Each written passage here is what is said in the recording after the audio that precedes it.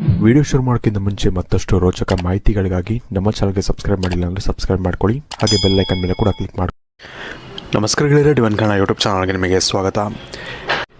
ಗೆಳೆಯರೆ, ಇವತ್ತಿನ ಈ ಒಂದು ವಿಡಿಯೋದಲ್ಲಿ ವಿಶೇಷವಾಗಿ ನಿಮ್ಮ ಒಂದು ಮೂಲಾಂಕ 1, 5 ಅಥವಾ 7 ಈ ಮೂರರಲ್ಲಿ ಯಾವುದಾದ್ರು ಒಂದಾಗಿದ್ದರೆ ನಿಮ್ಮ ಒಂದು ಜೀವನದಲ್ಲಿ ಯಾವೆಲ್ಲ ರೀತಿಯಾದಂಥ ಒಂದು ಫಲಗಳು ಸಿಗುತ್ತೆ, ಹಾಗೆ ನಿಮ್ಮ ಜೀವನ ಯಾವ ರೀತಿ ಇರುತ್ತೆ, ನಿಮ್ಮ ಪರ್ಸನಾಲಿಟಿ ಯಾವ ರೀತಿ ಇರುತ್ತೆ, ಎಲ್ಲವನ್ನು ಕೂಡ ನಾನು ಇವತ್ತಿನ ಈ ಒಂದು ವಿಡಿಯೋ ಮುಖಾಂತರ ನಿಮಗೆ ತಿಳಿಸ್ಕೊಡ್ತಾ ಇದ್ದೀನಿ. ಹಾಗಾಗಿ ಆದಷ್ಟು ಈ ಒಂದು ವಿಡಿಯೋನ ನೀವು ಪೂರ್ತಿಯಾಗಿ ನೋಡೋದನ್ನ ಮರಿಬೇಡಿ. ಮೊದಲನೇದಾಗಿ ಮೂಲಾಂಕ ಅಂದರೆ ಏನು, ಮೂಲಾಂಕ ಅನ್ನೋದು ಯಾವ ರೀತಿ ನಿಮ್ಮ ಡೇಟ್ ಆಫ್ ಬರ್ತಿಂದ ಯಾವ ರೀತಿ ತಿಳ್ಕೊಬೋದು ಅಂತ ಹೇಳಿದ್ರೆ, 1 ಅಂತ ಬಂದಾಗ 1 ಯಾವ ರೀತಿ ಬರುತ್ತೆ ಅಂತ ಹೇಳಿದ್ರೆ, ನಿಮ್ಮ ಒಂದು ಹುಟ್ಟಿದಂಥ ದಿನಾಂಕ 1ನೇ ತಾರೀಕು, 10ನೇ ತಾರೀಕು, 28ನೇ ತಾರೀಕು, ಈ 3 ತಾರೀಕುಗಳು, ಇದರ ಜೊತೆಗೆ 19 ಕೂಡ ಆಗುತ್ತೆ.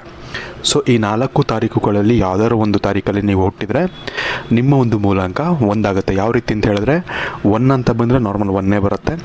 10 ಅಂತ ಬಂದಾಗ, 10 ಅಂತ ಬಂದಾಗ 1 + 0 1 ಅಂತಲೇ ಬರುತ್ತೆ. ಮತ್ತು 19 ಅಂತ ಬಂದಾಗ 1 + 9 10 ಆಗುತ್ತೆ. ಸೊ 10 1 + 0 ಮತ್ತು 1 ಆಗುತ್ತೆ. ಅಂದರೆ ನೀವು ಎಷ್ಟೇ ನಂಬರ್ ಇದ್ದರೂ ಕೂಡ ಅದನ್ನು ಸಿಂಗಲ್ ಡಿಜಿಟ್ಗೆ ತರಬೇಕು.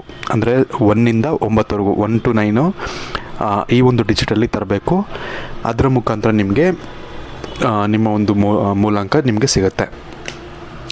ಸೊ ಇದ್ರ ಜೊತೆಗೆ 5 ಅಂತ ಬಂದರೆ ವಿಶೇಷವಾಗಿ 5ನೇ ತಾರೀಕಲ್ಲಿ 5 ಮೂಲಾಂಕ 5 ವಿಶೇಷವಾಗಿ ಏನಪ್ಪ ಅಂದರೆ, ಯಾವೆಲ್ಲ ವ್ಯಕ್ತಿಗಳು 5ನೇ ತಾರೀಕು ಹುಟ್ಟಿರ್ತಾರೆ ಹಾಗೂ 14ನೇ ತಾರೀಕು ಹಾಗೂ 23ನೇ ತಾರೀಕು, ಈ 3 ತಾರೀಕುಗಳಲ್ಲಿ ಹುಟ್ಟಿದರೆ ವಿಶೇಷವಾಗಿ ನಿಮ್ಮ ಒಂದು ಮೂಲಾಂಕ 5 ಆಗಿರುತ್ತೆ.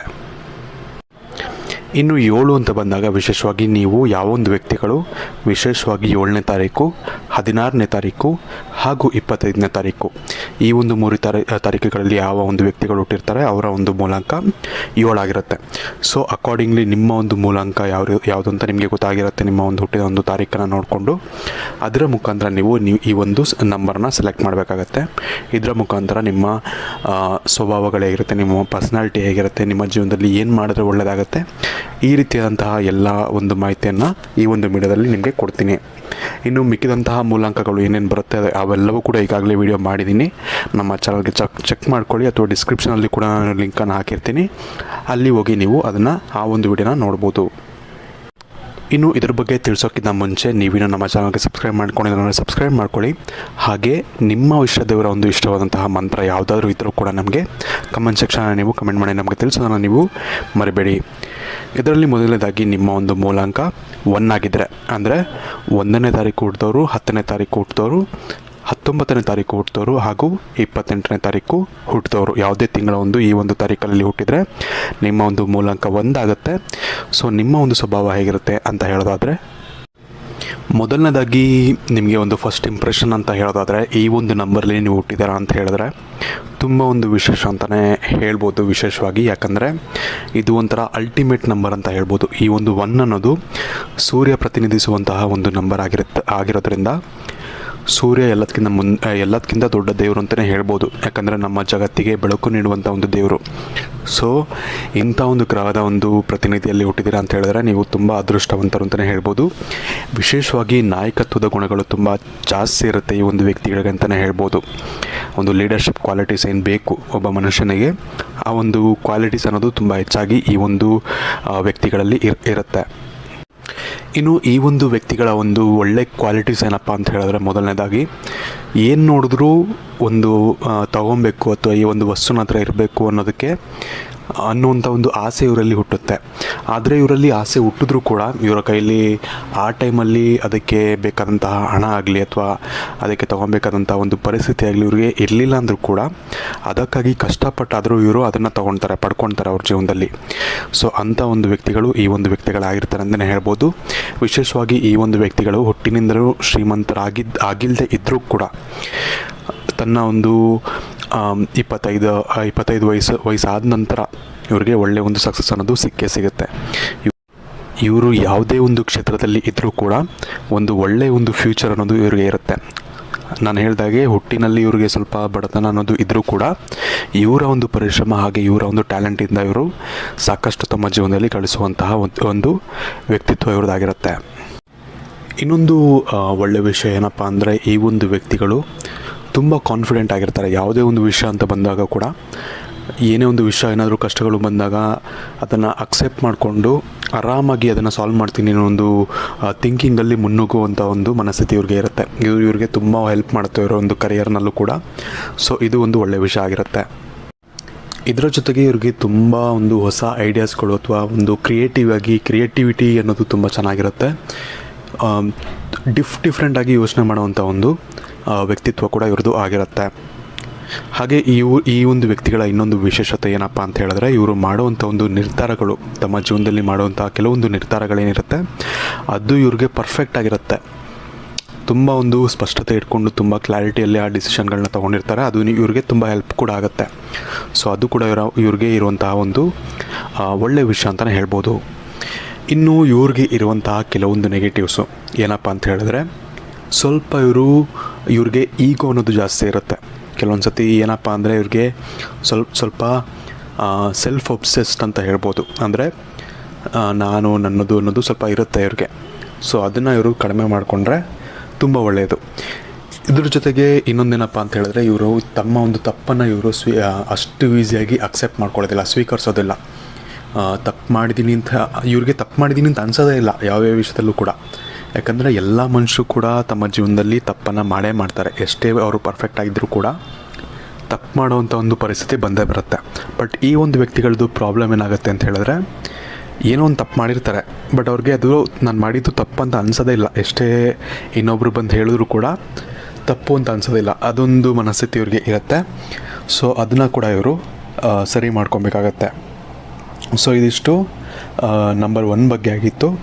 ನಿಮಗೆ ನಿಮ್ಮ ಮುಂದಿನ ಭವಿಷ್ಯ ಹೇಗಿದೆ ಎಂದು ತಿಳಿದುಕೊಳ್ಳುವ ಕುತೂಹಲ ಇದೆಯೇ? ಹಾಗೆ ನಿಮ್ಮ ಮಕ್ಕಳ ಮುಂದಿನ ಭವಿಷ್ಯ ಹೇಗಿದೆ ಎಂದು ತಿಳಿದುಕೊಳ್ಳುವ ಕುತೂಹಲ ಕೂಡ ನಿಮಗೆ ಇದ್ದೇ ಇರುತ್ತೆ. ಹಾಗಿದ್ದರೆ ನಿಮಗೆ ನಿಮ್ಮ ಹಾಗೂ ನಿಮ್ಮ ಮಕ್ಕಳ ಜಾತಕದ ಅವಶ್ಯಕತೆ ಇದೆ. ಹಾಗಿದ್ರೆ ಇಲ್ಲಿದೆ ನಿಮಗೆ ಸುವರ್ಣಾವಕಾಶ. ಡಿವೈನ್ ಕನ್ನಡ ವತಿಯಿಂದ 499ಕ್ಕೆ ಸಿಗುವಂತಹ ಕಂಪ್ಲೀಟ್ ಜಾತಕ ನಿಮಗೆ ಕೇವಲ 299 ರೂಪಾಯಿಗೆ ಸಿಗ್ತಾ ಇದೆ. ಜಾತಕದಲ್ಲಿ ನಿಮಗೆ ವಿದ್ಯಾಭ್ಯಾಸ, ವಿವಾಹ, ಉದ್ಯೋಗ, ಆರೋಗ್ಯ, ಸಂತಾನ ಹಾಗೆ ವ್ಯಾಪಾರ ವ್ಯವಹಾರಕ್ಕೆ ಸಂಬಂಧಪಟ್ಟಂತಹ ಎಲ್ಲ ಮಾಹಿತಿಗಳು ನಿಮಗೆ ಈ ಒಂದು ಜಾತಕದಲ್ಲಿ ನಿಮಗೆ ಸಿಗುತ್ತೆ. ಇದರ ಜೊತೆಗೆ ಈ ಜಾತಕದಲ್ಲಿ ನಿಮಗೆ ಗೋಚಾರ ಫಲಗಳಾಗಲಿ, ನಕ್ಷತ್ರ ಫಲಗಳಾಗಲಿ, ದಶಾಫಲಗಳು, ಪಂಚಾಂಗ ಫಲಗಳು, ಹಾಗೆ ಈ ಒಂದು ಸಮಸ್ಯೆಗಳು ನಿಮಗೆ ಏನೇನು ಬರುತ್ತೆ ಅದಕ್ಕೆ ಪರಿಹಾರಗಳು ಎಲ್ಲವೂ ಕೂಡ ಈ ಒಂದು ಜಾತಕದಲ್ಲಿ ನಿಮಗೆ ಇರುತ್ತೆ. ಇದನ್ನು ನೀವು ಸಿಂಪಲ್ ಆಗಿ PDF ಮುಖಾಂತರ ನೀವು ಪಡ್ಕೊಬೋದು.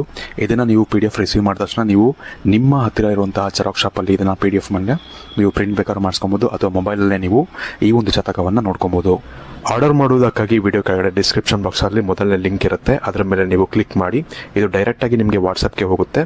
ಅಲ್ಲಿ ನೀವು ಹೋಗಿ ನಿಮ್ಮ ಹೆಸರು, ನಿಮ್ಮ ಜನ್ಮ ದಿನಾಂಕ, ಹುಟ್ಟಿದ ಸಮಯ, ಹುಟ್ಟಿದ ಊರಿನ ಜಿಲ್ಲೆಯನ್ನು ವಾಟ್ಸಪ್ ಮುಖಾಂತರ ನಮಗೆ ಸೆಂಡ್ ಮಾಡಿ. ನಂತರ ನಿಮಗೆ ಕೇವಲ 2 ದಿನಗಳಲ್ಲಿ ನಿಮಗೆ PDF ಮುಖಾಂತರ ನಿಮ್ಮ ಜಾತಕವನ್ನು ನೀವು ಪಡ್ಕೊಬೋದು. 60ರಿಂದ 70 ಪುಟಗಳು ಕೂಡ ಈ ಒಂದು ಜಾತಕದಲ್ಲಿ ಇರುತ್ತೆ. ಇದ್ರೆ ಮಿಸ್ ಮಾಡದೆ ಆರ್ಡರ್ ಮಾಡಿ. ಹಾಗೆ ನಿಮ್ಮ ಭವಿಷ್ಯದಲ್ಲಿ ನಡೆಯುವಂತಹ ಎಲ್ಲ ವಿಷಯಗಳನ್ನ ಮುಂಚೆನೇ ನೀವು ತಿಳಿದುಕೊಳ್ಳಿ. ಇನ್ನು ಮುಂದಿನದಾಗಿ ವಿಶೇಷವಾಗಿ ಮೂಲಾಂಕ 5ರ ಬಗ್ಗೆ ಮಾತಾಡೋದಾದರೆ, 5 ವಿಶೇಷವಾಗಿ ಏನಪ್ಪ ಅಂತ ಹೇಳಿದ್ರೆ, 5ನೇ ತಾರೀಕು ಹುಟ್ಟೋರು, 14ನೇ ತಾರೀಕು ಹುಟ್ಟೋರು, ಹಾಗೆ 23ನೇ ತಾರೀಕು ಹುಟ್ಟೋರು, ಈ ಒಂದು ಎಲ್ಲ ವ್ಯಕ್ತಿಗಳ ಒಂದು ಮೂಲಾಂಕ 5 ಆಗಿರುತ್ತೆ. ವಿಶೇಷವಾಗಿ ಈ ಒಂದು ವ್ಯಕ್ತಿಗಳ ಒಂದು ಒಳ್ಳೆಯ ವಿಷಯಗಳು ಏನಪ್ಪ ಅಂತ ಹೇಳಿದ್ರೆ, ತುಂಬ ಒಂದು ಶಿಸ್ತು ಇರುವಂತಹ ಒಂದು ವ್ಯಕ್ತಿಗಳಾಗಿರ್ತಾರೆ. ತಮ್ಮ ಜೀವನದಲ್ಲಿ ಡಿಸಿಪ್ಲಿನ್ಡಾಗಿ ಇರಬೇಕು, ಡಿಸಿಪ್ಲಿನ್ಡಾಗಿ ಒಂದು ಜೀವನವನ್ನು ಯಾವ ರೀತಿ ನಡೆಸಬೇಕು ಅನ್ನೋದು ಇವ್ರನ್ನ ನೋಡಿ ಕಲಿಬೇಕಾಗತ್ತೆ. ಅಂಥ ಒಂದು ಡಿಸಿಪ್ಲಿನ್ಡ್ ವ್ಯಕ್ತಿಗಳು ಈ ಒಂದು ವ್ಯಕ್ತಿಗಳಾಗಿರ್ತಾರೆ. ವಿಶೇಷವಾಗಿ ಈ ಒಂದು 5 ಅನ್ನೋದು ಬುಧನ ಒಂದು ಪ್ರತಿನಿಧಿಯಲ್ಲಿ ಇರೋದರಿಂದ ಈ ಒಂದು ವ್ಯಕ್ತಿಗಳು ತುಂಬ ಒಂದು ಬುದ್ಧಿವಂತರು ಕೂಡ ಆಗಿರ್ತಾರೆ. ಅಂದರೆ ಜ್ಞಾನ ಅನ್ನೋದು ತುಂಬ ಚೆನ್ನಾಗಿರುತ್ತೆ ಈ ಒಂದು ವ್ಯಕ್ತಿಗಳಿಗೆ.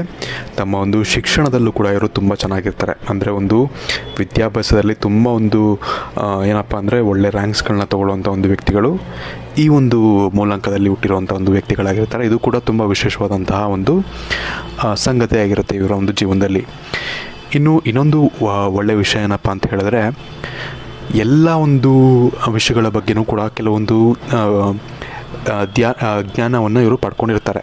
ಅಂದರೆ ಯಾವುದೇ ಒಂದು ವಿಚಾರದ ಬಗ್ಗೆ ಕೇಳಿದ್ರು ಕೂಡ ಇವರಿಗೆ ಸ್ವಲ್ಪ ಆದರೂ ಅದ್ರ ಬಗ್ಗೆ ಒಂದು ನಾಲೆಜ್ ಅನ್ನೋದು ಇರುತ್ತೆ. ಅದು ಕೂಡ ತುಂಬ ಒಂದು ಒಳ್ಳೆಯ ಒಂದು ವಿಷಯ ಆಗಿರುತ್ತೆ ಇವ್ರಿಗೆ. ಇಷ್ಟು ಬುದ್ಧಿವಂತಿಕೆ ಇದ್ದರೂ ಕೂಡ ಇಷ್ಟು ಜ್ಞಾನ ಇದ್ದರೂ ಕೂಡ ಈ ಒಂದು ಜ್ಞಾನದ ಮೇಲೆ ಅಥವಾ ಈ ಒಂದು ಬುದ್ಧಿವಂತಿಕೆ ಮೇಲೆ ಇವರಿಗೆ ಅಹಂ ಅನ್ನೋದು ಇರೋದಿಲ್ಲ. ಅದು ಒಂದು ತುಂಬ ಒಂದು ಒಳ್ಳೆಯ ಗುಣ ಅಂತಲೇ ಹೇಳ್ಬೋದು. ಯಾಕಂದರೆ ವಿಶೇಷವಾಗಿ ನಿಮಗೆ ಎಲ್ಲದ್ರ ಬಗ್ಗೆ ಜ್ಞಾನ ಇದೆ, ಎಲ್ಲದ್ರ ಬಗ್ಗೆ ಬುದ್ಧಿವಂತಿಕೆ ಇದೆ ಅಂತ ಅಂದಾಗ ಸ್ವಲ್ಪ ಅಹಂ ಅನ್ನೋದಾದರೂ ಇರುತ್ತೆ. ಬಟ್ ಇವ್ರಿಗೆ ಇರುತ್ತೆ, ಇಲ್ಲ ಅಂತಲ್ಲ, ಬಟ್ ಆದರೆ ಅಷ್ಟೊಂದಿರಲ್ಲ, ತುಂಬ ಜಾಸ್ತಿ ಇರೋದಿಲ್ಲ. ಅದು ತುಂಬ ಒಳ್ಳೆಯ ವಿಷಯ ಅಂತಲೇ ಹೇಳ್ಬೋದು.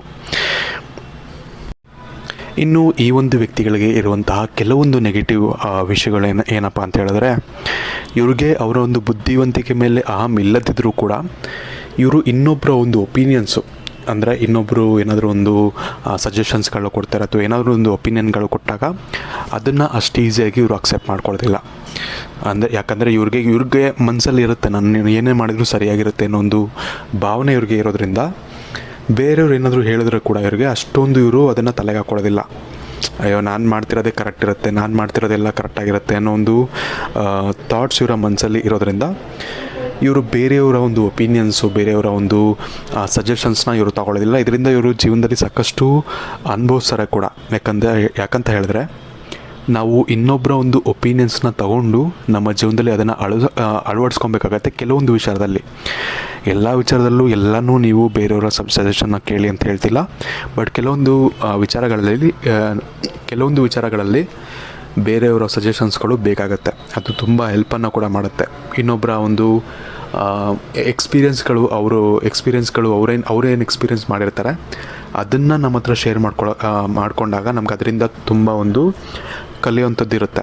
ಸೊ ಇದನ್ನು ನಾವು ಕರೆಕ್ಟಾಗಿ ಕೇಳಿಸ್ಕೊಂಡಿಲ್ಲ, ಇದನ್ನು ನಾವು ನಮ್ಮ ಜೀವನದಲ್ಲಿ ಅಪ್ಲೈ ಮಾಡ್ಕೊಂಡಿಲ್ಲ ಅಂತ ಹೇಳಿದ್ರೆ ಸ್ವಲ್ಪ ಪ್ರಾಬ್ಲಮ್ ಆಗುತ್ತೆ. ಸೊ ಅಂಥ ಪ್ರಾಬ್ಲಮ್ಮು ಇವ್ರ ಜೀವನದಲ್ಲೂ ಕೂಡ ಆಗುತ್ತೆ ಅಂತ ಹೇಳ್ಬೋದು. ಇನ್ನು ಇನ್ನೊಂದು ವಿಷಯ ಏನಪ್ಪ ಅಂತ ಹೇಳಿದ್ರೆ, ನೆಗೆಟಿವ್ ವಿಷಯ ಅಂತ ಏನಪ್ಪ ಅಂತ ಹೇಳಿದ್ರೆ, ಕೆಲವೊಮ್ಮೆ ಏನಪ್ಪ ಅಂತ ಹೇಳಿದ್ರೆ ಈ ಒಂದು ವ್ಯಕ್ತಿಗಳು ವಿಶೇಷವಾಗಿ ತಮ್ಮ ಒಂದು ಏನಂತಾರೆ ಜೊತೆಗಿರುವಂಥ ಒಂದು ವ್ಯಕ್ತಿಗಳ ಜೊತೆನೇ ಸ್ವಲ್ಪ ಚಿಕ್ಕ ಪುಟ್ಟ ವಿಷಯಕ್ಕೆ ಕೋಪ ಮಾಡ್ಕೊಳ್ಳೋದು, ಇಂತಹ ಒಂದು ಭಾವನೆ ಇವ್ರಿಗೆ ಇರುತ್ತೆ. ಸೊ ಇದನ್ನು ಕೂಡ ಇವರು ಕಂಟ್ರೋಲ್ ಮಾಡ್ಕೊಬೇಕಾಗತ್ತೆ. ಯಾಕಂದರೆ ನೀವು ಮನೆಯಲ್ಲೇ ನಿಮಗೆ ಮೂಡ್ ಚೆನ್ನಾಗಿತ್ತು, ಮನೆಯಲ್ಲೆಲ್ಲ ಕರೆಕ್ಟಾಗಿ ನೀವು ಜಗಳ ಆಡ್ಕೊಂಡೇ ನಾರ್ಮಲ್ ಆಗಿ ಇತ್ತು ಅಂತ ಹೇಳಿದ್ರೆ ನಿಮಗೆ ಆ ಒಂದು ಪೀಸ್ ಆಫ್ ಮೈಂಡ್ ಅನ್ನೋದು ಹೊರಗಡೆ ಕೂಡ ಇರುತ್ತೆ, ನಿಮ್ಮ ಕೆಲಸದಲ್ಲೂ ಕೂಡ ಇರುತ್ತೆ. ಸೊ ಅದೇ ಇಲ್ಲದಿದ್ದಾಗ ನಿಮಗೆ ಸಾಕಷ್ಟು ಕಷ್ಟ ಆಗುತ್ತೆ. ಸೊ ಮನೆಯಲ್ಲಿ ಆದಷ್ಟು ನೀವು ಪೀಸಾಗಿ ಸ್ವಲ್ಪ ಒಳ್ಳೆಯ ಒಂದು ರೀತಿಯಲ್ಲಿ ಮಾತಾಡಿಕೊಂಡು ಇರೋದ್ರಿಂದ ನಿಮಗೆ ಸಾಕಷ್ಟು ಒಂದು ಒಳ್ಳೆಯದಾಗುತ್ತೆ ನಿಮ್ಮ ಜೀವನದಲ್ಲಿ ಅಂತ ಹೇಳ್ಬೋದು. ಇನ್ನು ಇದಿಷ್ಟು ಮೂಲಾಂಕ 5ರ ಬಗ್ಗೆ ಆಗಿತ್ತು. ಇನ್ನು ಕೊನೆಯದಾಗಿ ನಿಮ್ಮ ಒಂದು ಮೂಲಾಂಕ 7 ಆಗಿದ್ದರೆ, ವಿಶೇಷವಾಗಿ ನೀವು ಯಾವುದೇ ತಿಂಗಳಿನ 7ನೇ ತಾರೀಕು, 14ನೇ ತಾರೀಕು ಹಾಗೆ 25ನೇ ತಾರೀಕು, ಈ 3ರಲ್ಲಿ ಯಾವುದೇ ಡೇಟಲ್ಲಿ ಇಟ್ಟಿದ್ರೂ ಕೂಡ ನಿಮ್ಮ ಒಂದು ಮೂಲಾಂಕ 7 ಆಗುತ್ತೆ. ವಿಶೇಷವಾಗಿ 7ಅನ್ನು ಪ್ರತಿನಿಧಿಸುವಂತಹ ಒಂದು ಗ್ರಹ ಯಾವುದು ಅಂತ ಹೇಳಿದ್ರೆ ಅದು ಕೇತು ಗ್ರಹ ಆಗಿರುತ್ತೆ. ವಿಶೇಷವಾಗಿ ಈ ಒಂದು ದಿನಾಂಕದಲ್ಲಿ ತುಂಬ ಒಂದು ಲೆಜೆಂಡ್ರಿ ವ್ಯಕ್ತಿಗಳು ಜನ್ಮಿಸಿರುವಂತಹ ಒಂದು ನಂಬರ್ ಅಂತಲೇ ಹೇಳ್ಬೋದು. ಫಾರ್ ಒಂದು ಎಕ್ಸಾಂಪಲ್ ಕೊಡೋದಾದರೆ MS1 ಅಂತ ಹೇಳ್ಬೋದು. ಇದೇ ಥರ ಸಾಕಷ್ಟು ಸಾಧನೆ ಮಾಡಿರುವಂಥ ಒಂದು ವ್ಯಕ್ತಿಗಳು ಈ ಒಂದು ನಂಬರಲ್ಲಿ ಜನಿಸಿದ್ದಾರೆ ಅಂತಲೇ ಹೇಳ್ಬೋದು. ಇದು ಕೂಡ ಒಂದು ತುಂಬ ಪವರ್ಫುಲ್ ನಂಬರ್ ಅಂತ ಕೂಡ ಹೇಳ್ಬೋದು. ಇವ್ರಿಗೆ ವಿಶೇಷವಾಗಿ ಈ ಒಂದು ವ್ಯಕ್ತಿಗಳ ಒಂದು ಪರ್ಸ್ನಾಲಿಟಿ ವಿಚಾರಕ್ಕೆ ಬಂತು ಅಂತ ಹೇಳಿದಾಗ ತುಂಬ ಒಂದು ಚಂಚಲ ಮನಸ್ಸು ಇವ್ರಿಗೆ ಇರುತ್ತೆ ಅಂತ ಹೇಳ್ಬೋದು. ಸ್ಟಾರ್ಟಿಂಗಲ್ಲಿ ಕೆಲವೊಂದು ವಯಸ್ಸವರೆಗೂ ಒಂದು 20ರಿಂದ 25ವರೆಗೂ ಸ್ವಲ್ಪ ಚಂಚಲ ಮನಸ್ಸು ಅನ್ನೋದು ಇವ್ರಿಗೆ ಇರುತ್ತೆ. ಹಾಗೆ ತುಂಬ ಒಂದು ಬುದ್ಧಿವಂತರು ಕೂಡ ಇವರು ಆಗಿರ್ತಾರೆ. ಯಾವ ಒಂದು ಮನುಷ್ಯ ಯಾವ ಒಂದು ಆ್ಯಂಗಲಿಂದ ನೀವು ಥಿಂಕ್ ಮಾಡೋಕ್ಕಾಗಲ್ಲ, ಆ ಒಂದು ಆ್ಯಂಗಲಿಂದ ಕೂಡ ಇವರು ಥಿಂಕ್ ಮಾಡೋವಂಥ ಒಂದು ಬುದ್ಧಿವಂತಿಕೆ ಇರುತ್ತೆ ಇವ್ರಿಗೆ. ಅಂದರೆ ಈ ಥರದ ಒಂದು ಬುದ್ಧಿವಂತಿಕೆ ಯಾರಿಗೂ ಇರೋದಿಲ್ಲ. ಅಂದರೆ ಈ ಮನುಷ್ಯರು ಯೋಚನೆ ಮಾಡೋಕ್ಕಾಗಲ್ಲ ಅಂಥ ಒಂದು ಡೈಮೆನ್ಷನಲ್ಲೂ ಕೂಡ ಇವರು ಯೋಚನೆ ಮಾಡಿರ್ತಾರೆ. ಅಂಥ ಒಂದು ಬುದ್ಧಿವಂತಿಕೆ ಇವ್ರಿಗೆ ಇರುತ್ತೆ ಅಂತ ಹೇಳ್ಬೋದು. ಇದ್ರ ಜೊತೆಗೆ ಇವರು ತುಂಬ ಒಂದು ಕ್ವಿಕ್ ಲರ್ನರ್ ಆಗಿರ್ತಾರೆ. ಅಂದರೆ ಯಾವುದಾದ್ರು ಒಂದು ಹೊಸ ಸ್ಕಿಲ್ ಕಲ್ತ್ಕೊಬೇಕು ಅಥವಾ ಯಾವುದಾದ್ರು ಒಂದು ಹೊಸ ಕೆಲಸ ಮಾಡಬೇಕು, ಏನೋ ಒಂದು ಹೊಸದನ್ನು ಇವರು ಜೀವನದಲ್ಲಿ ಅಳವಡಿಸ್ಕೊಬೇಕು ಅಂತ ಹೇಳಿದ್ರೆ ಆದಷ್ಟು ಬೇಗ ತುಂಬ ಒಂದು ಕ್ವಿಕ್ಕಾಗಿ ಇವರು ಅದಕ್ಕೆ ಅಡ್ಜಸ್ಟ್ ಆಗಿಬಿಡ್ತಾರೆ. ಅದನ್ನು ಅಳವಡಿಸ್ಕೊಳ್ಳುವಂಥ ಒಂದು ಶಕ್ತಿ ಇವ್ರಿಗೆ ತುಂಬ ಹೆಚ್ಚಾಗಿರುತ್ತೆ ಅಂತ ಹೇಳ್ಬೋದು. ಇದು ತುಂಬ ಒಂದು ಒಳ್ಳೆ ಕ್ವಾಲಿಟಿ. ಯಾಕಂದರೆ ತುಂಬ ಜನಕ್ಕೆ ಏನಾಗುತ್ತೆ ಅಂತ ಹೇಳಿದ್ರೆ ಯಾವುದೋ ಒಂದು ಪಕ್ಕದ ದೇಶಕ್ಕೆ ಹೋದರೂ ಕೂಡ ಯಾವುದೊಂದು ಪಕ್ಕದ್ದು ಸ್ಟೇಟ್ಗೆ ಹೋದರೂ ಕೂಡ, ದೇಶ ಬೇಡ ಸ್ಟೇಟ್ ಹೇಳೋಣ, ಅಲ್ಲಿರೋಂಥ ಒಂದು ಫುಡ್ಡು ಅಡ್ಜಸ್ಟ್ ಆಗೋಲ್ಲ, ಅಲ್ಲಿರೋಂಥ ಒಂದು ವೆದರ್ ಅಡ್ಜಸ್ಟ್ ಆಗೋಲ್ಲ ಅಂತ ಹೇಳ್ತಾರೆ. ಅಂಥದ್ರಲ್ಲಿ ಈ ಒಂದು ವ್ಯಕ್ತಿಗಳು, ಈ ಒಂದು 7ನೇ ತಾರೀಕಲ್ಲಿ ಹುಟ್ಟಿರೋಂಥ ಒಂದು ವ್ಯಕ್ತಿಗಳು ತುಂಬ ಬೇಗ ಬೇರೆ ಒಂದು ಪ್ಲೇಸ್ಗೆ ಹೋದರೂ ಕೂಡ ಅಷ್ಟೇ, ಅಥವಾ ಬೇರೆ ಒಂದು ಎನ್ವೈರ್ನಮೆಂಟು, ಬೇರೆ ಒಂದು ಕೆಲಸ ಎಲ್ಲೇ ಹೋದರೂ ಕೂಡ ಆದಷ್ಟು ಬೇಗ ಅಡ್ಜಸ್ಟ್ ಆಗಿಬಿಡ್ತಾರೆ. ಅದೊಂದು ತುಂಬ ಒಂದು ಒಳ್ಳೆಯ ವಿಷಯ ಈ ಒಂದು ವ್ಯಕ್ತಿಗಳ ಒಂದು ವಿಚಾರ ಅಂತಲೇ ಹೇಳ್ಬೋದು.